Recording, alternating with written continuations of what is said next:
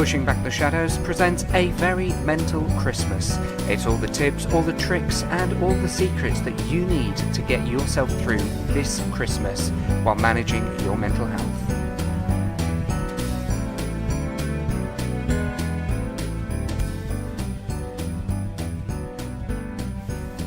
Hello and welcome to day 3 of A Very Mental Christmas. My name's Alex, I'm here with Cheryl, and today we're going to be looking a little bit at finances. Now, I don't know about you, but budgeting and money is something that I really struggle with. I absolutely hate budgeting, and particularly when I'm caught in my like a depressive spiral, I'm not very good at remembering where the spending limits are. And in the run-up to Christmas, everybody knows Christmas is so expensive. You have presents, decorations, you've got to get the food, and you've got that many things that you need to get that sometimes it is easy to go over budget to get yourself into trouble. And with mental health it can be even harder, because sometimes that concept of sticking to your budget isn't there. So what can we do to keep our finances all in check this Christmas? Well, the first and the biggest important point I think we've got is to keep calm. And for those of you who are in the competition, keep calm is your keyword for today. So keep calm. So, first thing we have, Cheryl, we've said about budgeting. Yeah. One of the things, we have put down, make sure you make a budget and don't go over it. I know it's hard to do that, but planning, like so many of the things to do with Christmas, is actually going to help you. So sit down, work out exactly how much you can spend total. This is, this is what I've got that I can spare to use towards Christmas presents or food or whatever it is. Set that budget. Yeah. And then if there are people you have no choice, but these are people you're going to buy for, you set a limit at each person. And I mean, we're going to get into some more ideas of how to make the most of your money in a little bit, but by setting that limit you can shop around for the things that you think that they might like, bring it a lot more into line without it being ridiculous, because one of the things is there's that constant idea that, especially with children, that they will be disappointed on Christmas morning when they haven't got things to open. Well, especially small children will quite happily play with the box more often than not, and that's quite annoying.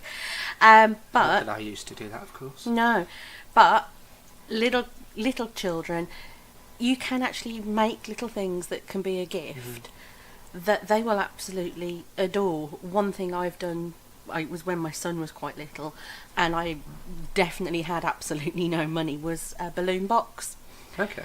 You just get a big cardboard box. Most of the supermarkets will give you one of those for free, and a packet of balloons. You blow them up, you fill that box to its absolute capacity with these balloons, you wrap the box, and you let them open it on Christmas morning, and there's just balloons everywhere, and they absolutely love it. If you want to make it a bit more sort of magical, you can put some silly confetti and things like that in there, but it makes their morning. I want one. Oh, you want one? You did mention, while you were talking there, about shopping around. That's quite an important thing to do, isn't it? It really is. I mean, we will come on to that a little later as well, but you can find, and this is actually because you and I have been Christmas shopping a little bit as well. This is something you're really, really good at. Yeah. I'll go in and find, I don't know, if I'm looking for, say, smelly for my mum. I will find something that I think she'll like for about £10. One item, £10. Yeah.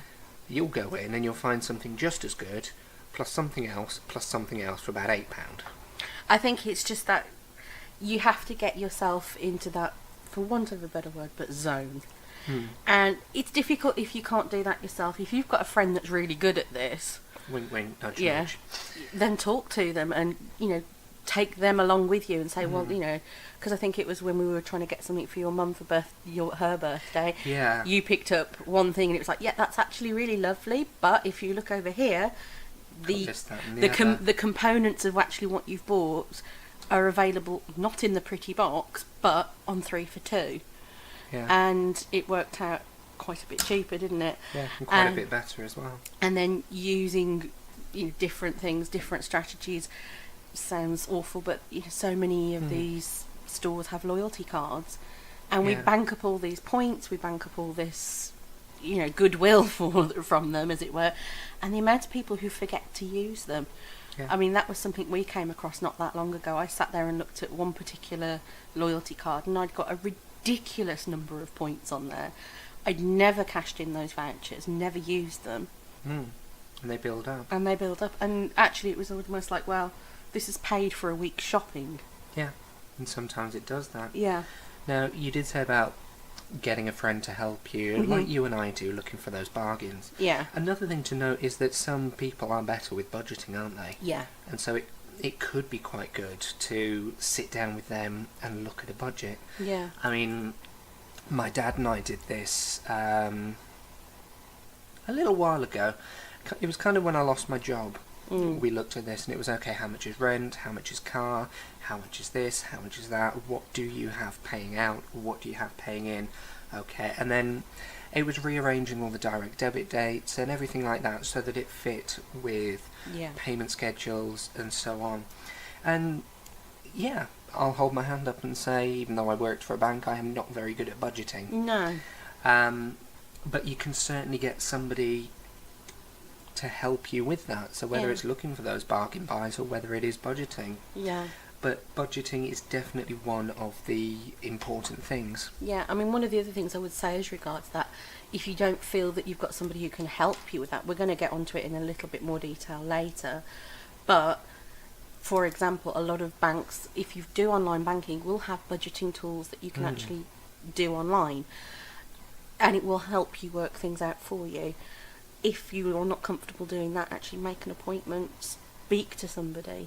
Yeah. I know it's difficult sometimes to get into branch, but that's what they're there for, and that's their job. It is. Yeah.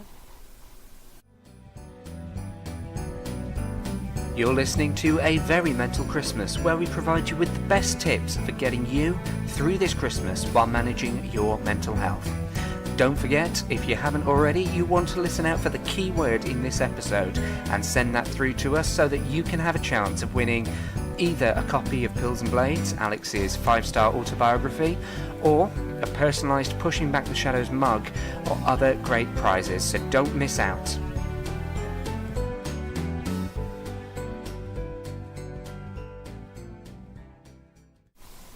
So presents, we've talked about shopping around a little bit, finding those bargains, but presents...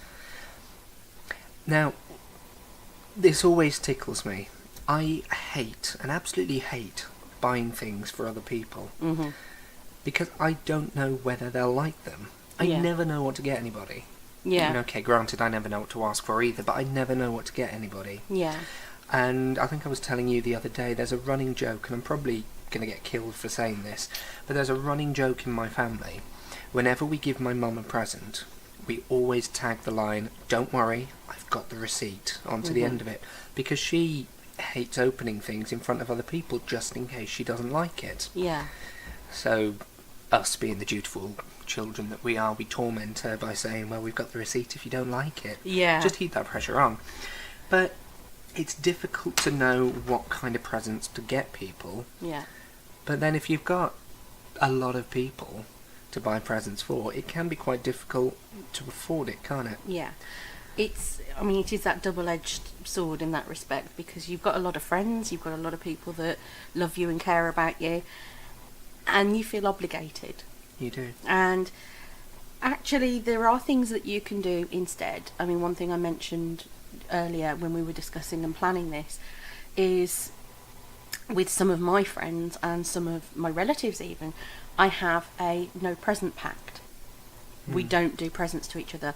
We focus the presents just on children. Yeah. And that's much better, because it immediately takes away that stress of, oh, I've got to buy something for so-and-so. I haven't seen them in 6 months. I have no idea what they'd like.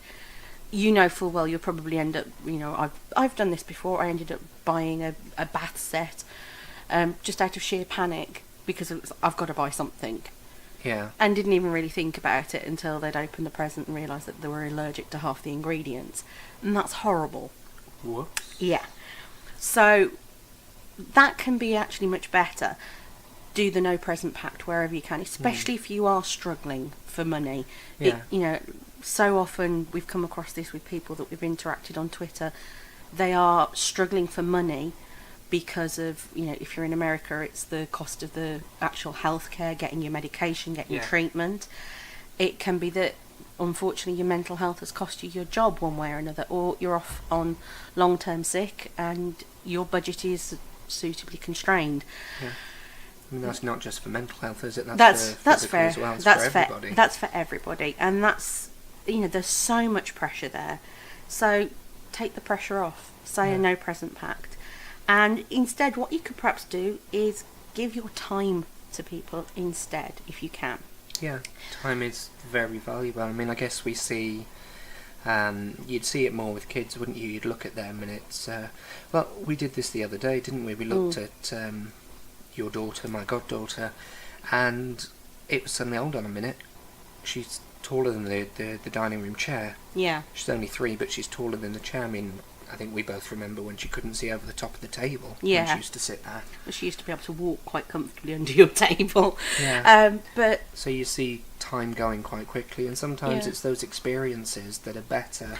Yeah. I mean, one idea it's something I've actually done in the past for other people, and it's very, very simple to do. You can go online and you can download things that look like Christmas present vouchers, and you can type in whatever you want.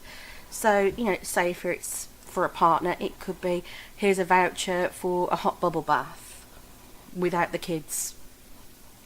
Yeah, something like that. Or I think you said going for a coffee or something. Yeah, or if it's for a friend, going for a coffee, or just making that time for each other, or a nice walk in the park, or just something. Yeah. But it's more about making that time. I mean, I know that it sounded silly, but I've had vouchers off my son for hug for Mother's Day when he was little.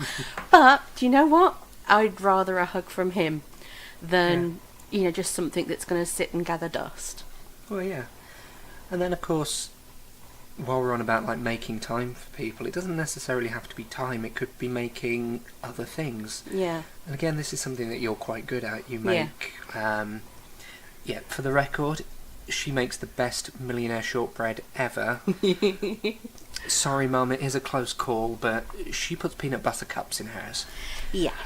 But yeah, you make stuff, and that's something that you've done before. You've got nice recipes for Rocky Road, flapjacks.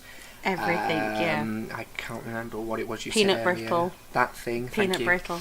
And you make stuff, you give them out as presents. Yeah, I've done that before now. One of the things that I think you noticed last Christmas when you came around to mine, the amount of empty jars I save.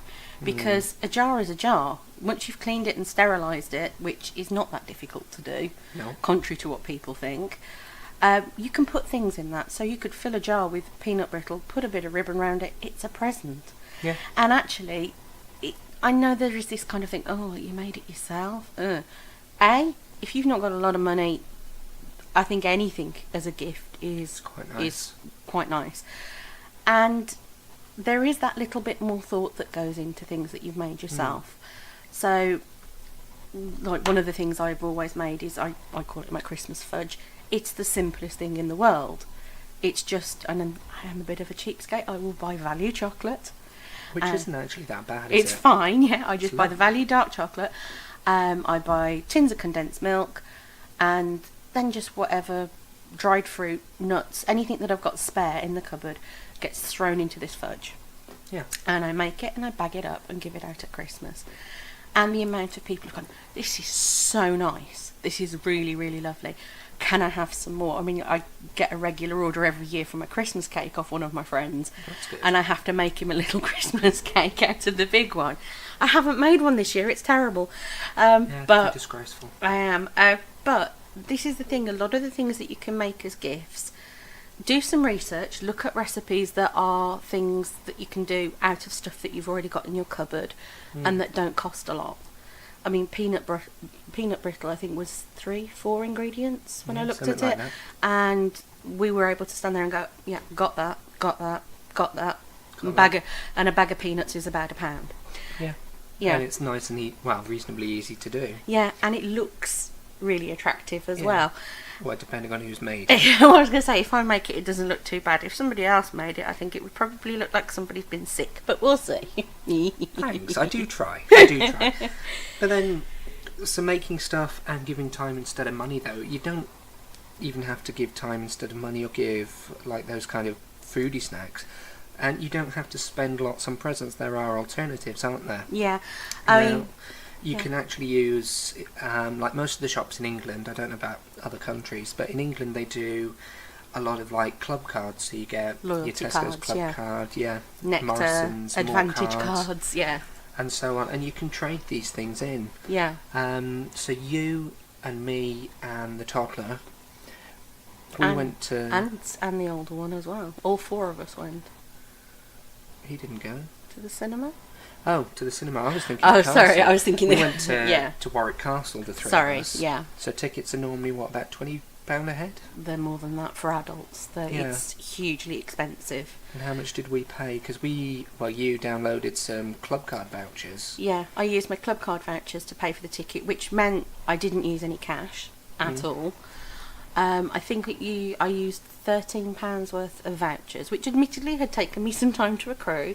Yeah. But if you're shopping in those shops anyway, just swipe the card, get the points, and then use them later. And that's also where they mount up. Yeah, and also silly things like, because make sure that you do add your points on.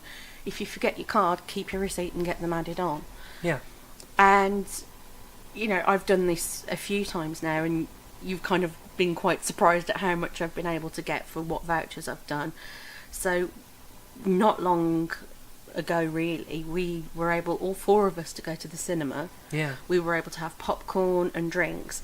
Yep. All of that had actually been paid for out of my club card vouchers. Yeah. And that's something we can do for other people, instead of paying for us to go and do this, that or the other. Yeah. Or using the vouchers for us to do. Can give it to somebody else, these experiences. Yeah. Because a lot of people like the experience present, don't they? Yeah, I mean, it sounds daft, but I know, for example, one of my son's friends would love just the chance to go to the cinema a bit more often. Mm. I could make a package for him out of club card vouchers, realistically, because I could purchase the ticket for the cinema, the voucher for popcorn and a drink. You parcel that up nicely, even if you just throw in a bag of Haribo sweets as well or something. But that's actually a really nice gift. Yeah. And okay, there is going to be that. There are always going to be those who go, well, you didn't actually spend anything on this. But actually, really, you did. Yeah, you did. You'd already spent it in the first place. This is just, for want of a better word, your reward. And you're using to choose that to actually make something nice for somebody else. Yeah. Yeah.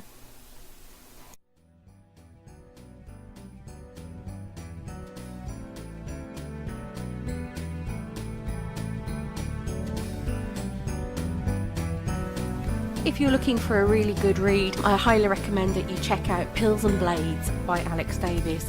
It's one man's struggle against depression, anxiety and insomnia. With 5-star reviews on Amazon, Alex writes an incredibly open and honest account of how his mental health deteriorated, how it drove him to self-harm and ultimately how it cost him his job. Follow his story as he talks about turning that darkness from pain to purpose and how he's forged a new career. It's available on Kindle and in paperback. Visit the www.pushingbacktheshadows.com/books to get your copy.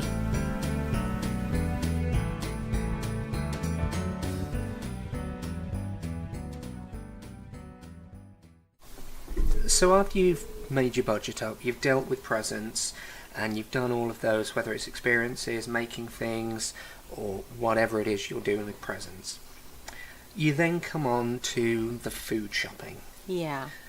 Now, every Christmas my mum lays out a wonderful table. Mm-hmm.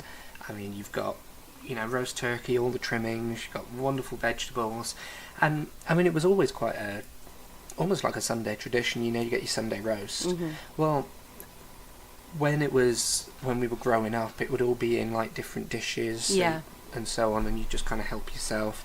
And that's what it's like at Christmas, just the long table, everything there. And then usually in the evening we have kind of a cold buffet type thing, you know, Mhm. the meats, the cheeses, the bread. Yeah. Yeah, not nearly as posh as it sounds, Yeah, but it's... but that's kind of the point. You know, Yeah. she hasn't gone to like, oh, your Marks and Spencer Yeah. or your other shops. She's put it all together, Yeah. and yet she's done it kind of in an economical way. Yeah. So we were kind of looking a little bit, you and I, at the concept of kind of plenty Yeah. and how much do we really need? Yeah. Because I think they say at Christmas there's a lot of stuff that does go to waste, isn't there? There's huge amounts of food waste, and let's be honest, there's a huge amount of monetary waste as well. Yeah. I mean, Christmas is one day. Yeah. One day. And the average family, I was doing a little bit of research earlier, the worst thing is that this is just for a food budget, but I suppose it's taking into consideration the following days, the fact that we buy in things like extra chocolates and alcohol if you drink and all these things, and just, you know, for the food on top of what people would normally spending for their month, you're looking in the region of about £300. Yeah. Who's got £300? And that was the thing. It was sort of, I mean, I from what I could see, it was, they were including things like table dressing and and things like that, which do make it nice. That is part of the whole tradition. You make the table look nice. You make do. it serving nice. But especially with the whole, this concept, like we're saying, concept of plenty, there is a lot of pressure when you look through any of the magazines from any of the shops. They are all full of these wonderful buffet ideas, and oh look, it's only this much for teeny tiny amounts of things. So, you know, party foods, and they say, oh well, you know, we've done slow roasted pork belly, and when you look at it, they are 10 tiny little cubes, and if you were having people over, they wouldn't feed anybody, and they're £3.50. Yeah. Whereas actually a piece of pork belly, you can get quite a big piece for not much money, and you dice it up yourself, cook it yourself. I know that sometimes, you know, it's harder work, but actually some things are not that much harder work. It's just making that time. Yeah. And I I find it quite a good stress reliever for me. I like cooking. I'm odd. You are odd, but not for liking cooking. But I do like it, and it is quite a good stress reliever. So yeah. But this is where you kind of go around shopping around again. Yeah. You were telling me earlier that turkey crowns in Morrison's, you get quite a small one, and that starts at £10. Yeah. Whereas it was Lidl, I think you said, you get a larger one for less money. Starting at £8. So it's all about shopping around, finding what you need, but then you make it last, don't you? I mean, I think my mum always she'll get the whole turkey. We don't necessarily need the whole turkey, but she'll get the whole turkey, and then she'll use that afterwards. Yeah. Which she makes an absolutely amazing, like, Christmas stock soup. Yeah. Which sorry, my mind's going now off to soup.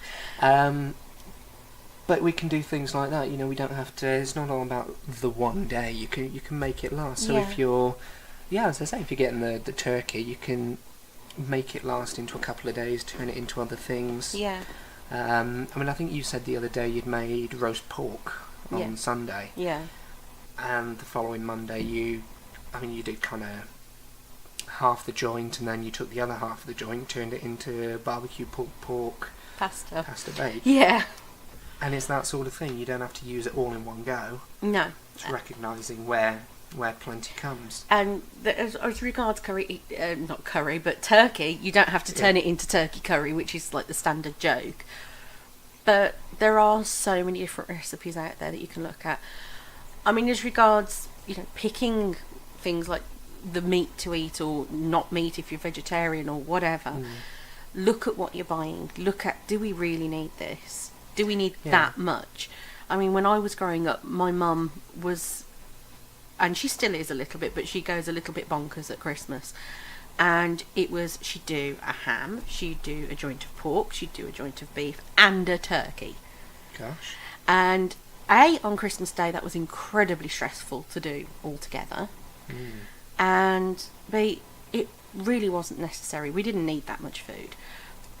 on the other side of things, she would make that last. So all that meat that was cooked, yes, you would all have a little bit of that on Christmas Day, but the cold meats were then put out on the buffet on the night. And that's habits that I've picked up and gone, well, okay, I'm going to do that. I always do a ham on Christmas Eve, knowing full well that ham will be there for a Christmas Eve supper. Yeah. It's also there, I can slice it up on Christmas Day with the dinner if they want a bit of something that's not turkey. Which they might. Yeah, and it's also there for Christmas tea time. But it's usually because I don't buy the biggest one, but I buy one that's about the right size for the family. And one of the things I think my son's told you about is his tradition of Boxing Day manwiches. Yeah, he has mentioned that once or twice. And it's the simplest thing. It is just some of the leftover meats.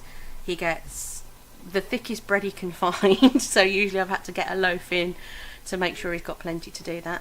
And he sticks it on some bread, he tips gravy on it, which is usually the leftover gravy that's gone in a tub on Christmas Day. Yeah. He's reheated that, he's stuck that on it, any of the leftover roast potatoes, he's stuck those on there as well. And he sits there with the gravy dribbling down his chin, watching usually Wallace and Gromit. And it's, to him, it makes his Christmas. He prefers sometimes Boxing Day to Christmas Day. Oh, yeah. Because there isn't the formality, it's a bit more relaxed. Usually we're still sat around in our pyjamas. Oh, dear. But actually, no, that's us too. Yeah, and it's a completely different mindset of looking at Christmas. It doesn't have to be hugely pressured. No, it doesn't have to be hugely expensive. No, and there's things that you can do to make it calmer for yourself as well. In terms of that food, I mean, one of the things that I sort of remember doing with my son was that when he was very small, you've got that pressure of, I've got to spend lots of money on food, and then you sit them down at the table and they don't eat it. Yeah. And that's so frustrating. And what I actually found worked better in the end, what he wasn't used to was the idea of this very formal sitting at a table and all the cutlery and glassware is out. He wasn't used to that. And it wasn't making it any fun for him. So the next Christmas, I didn't do the big fancy table. I put the fancy tablecloth and I got the cutlery and everything else. I put it on the floor under the Christmas tree. Yeah. And we had a Christmas lunch picnic. So we still had Christmas dinner, and yes, it was a little bit messy. I'm glad I'd got a laminate floor. But it was amazing. His little face was worth it. Yeah. And it was silly. It was a lot more relaxed. If I remember correctly, we were still in our pyjamas eating our Christmas dinner. But I didn't have that huge, overwhelming sense of guilt afterwards, saying, I spent a load of money and he's not eating it. And it's things like that. I think Christmas is more about making memories than spending money. Yeah. And that's what it should be. Yeah, bigger isn't necessarily better. No. You're listening to A Very Mental Christmas, where we provide you with the best tips for getting you through this Christmas while managing your mental health. Don't forget, if you haven't already, you want to listen out for the key word in this episode and send that through to us so that you can have a chance of winning either a copy of Pills and Blades, Alex's 5-star autobiography, or a personalised Pushing Back the Shadows mug, or other great prizes, so don't miss out.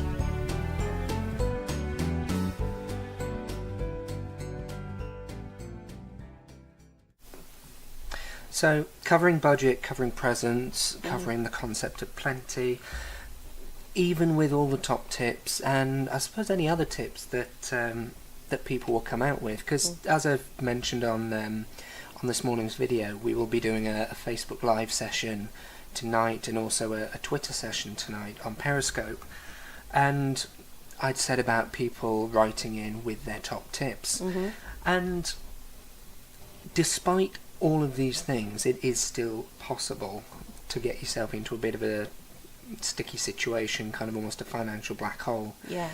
I mean, as I've mentioned, I don't know how many times on the blog already, and people are probably tired of hearing it. I used to work for a bank, a call centre, same place you currently work. Yeah. Although the difference, you do the savings, and I was doing like the general banking Yeah. lines, and the number of times we'd get to the post-Christmas stuff, and it was because it would be referred to as kind of customers in financial difficulty. The number of people that kind of fit those categories then, because of the post-Christmas problems, Yeah. and it's difficult. I mean, very much like mental health. We don't want to own up to mental health problems. We don't want to own up if we're struggling. Yeah. It's embarrassing. We should be able to cope, or at least that's what we tell ourselves. But one thing that we mentioned was how if we do find ourselves in that problem, in that situation, talk to the bank. Yeah. One thing that was always said in my training was people tend to view the bank as being this big, scary organisation. You know, if you don't pay, we'll take it away. Yeah. A bit like that TV programme.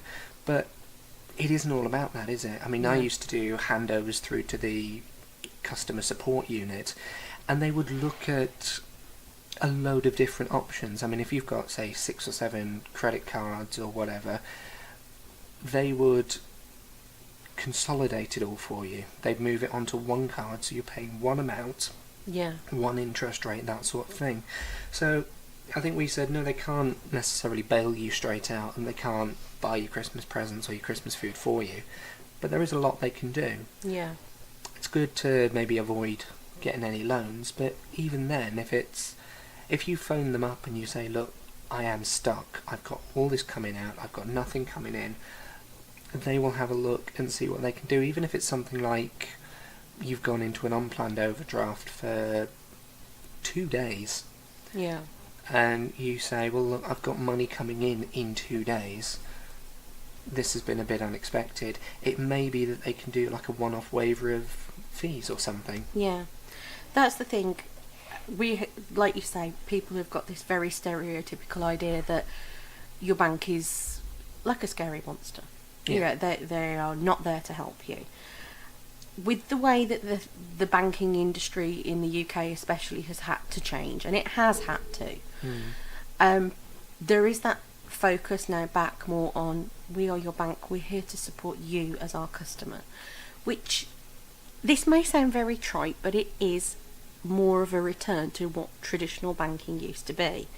It used to be more about talking to people, treating people like people, and it's a good thing. It really is. It is.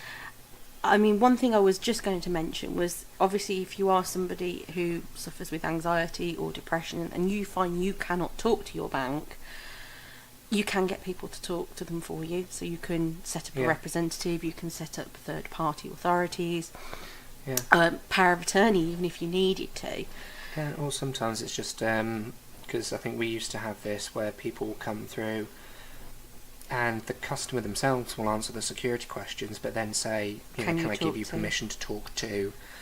And we do that. So if, for example, you're with one of these banks that has a security number, as long as you know that and you can say, yeah, my name is, I don't know, John Smith, and my security number is, or at least the digits are 6 and 2, and you get through, then you can then say, well, can you speak to my wife, my friend, my partner, whoever it is that's there for you. Likewise, the other thing is that obviously if you're not comfortable with talking to your bank, talk to the debt advice charities. Again, if you need to have somebody with you, Citizens Advice, but I think MAR is the money advice service is there.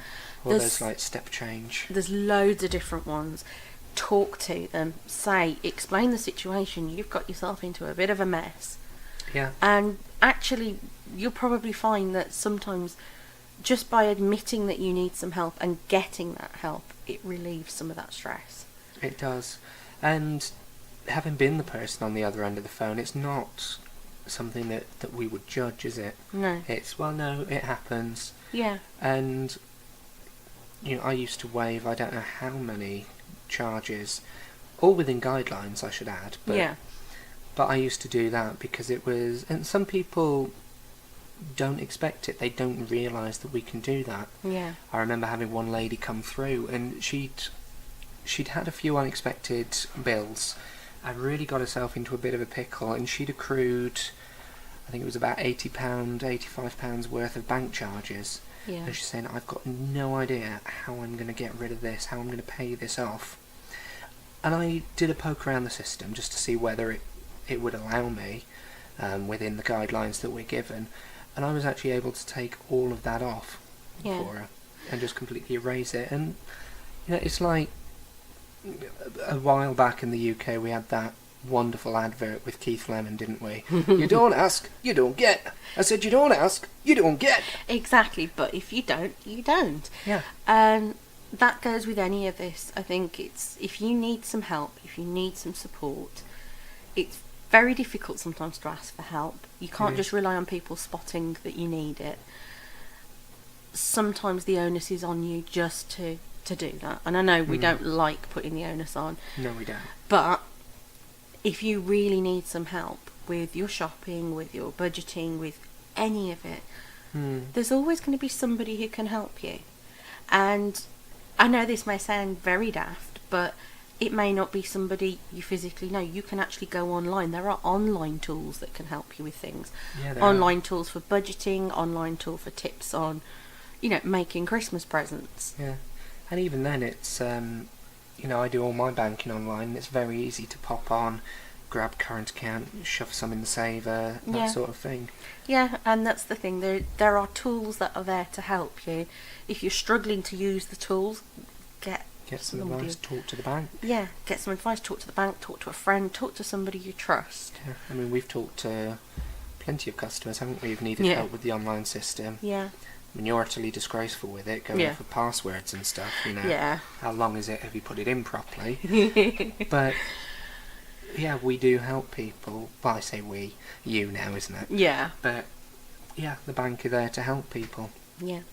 So, as I mentioned earlier, if you've got any top tips, or even just some little tips that you want to share with us, please do get in touch, and we'll be giving you a mention on our video tonight.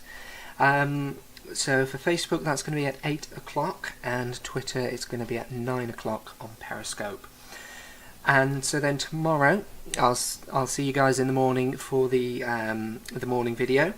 And for our podcast, we are going to be looking at some of the other stresses, which include things like your to-do list, because there's just so much to do around Christmas, and even some of the slightly dafter things like wrapping presents, because if you're anything like me, you hate wrapping presents. If it's not square, I can't wrap it. Yeah, gift bags are a wonderful thing sometimes. Oh, they are. They really are.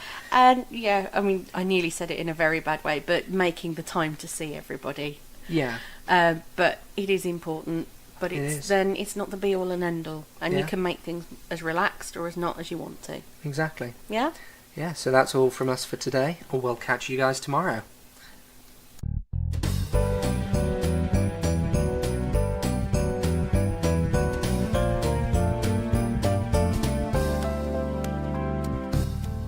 You've been listening to A Very Mental Christmas, presented by Pushing Back the Shadows. Don't forget to enter our competition. You can email us the correct keywords that are in the podcasts. And don't forget to stay tuned for more upcoming podcasts and also for our live videos. Just a reminder, those are 8 p.m. tonight on Facebook and 9 p.m. tonight on Twitter's Periscope. Hope to see you then.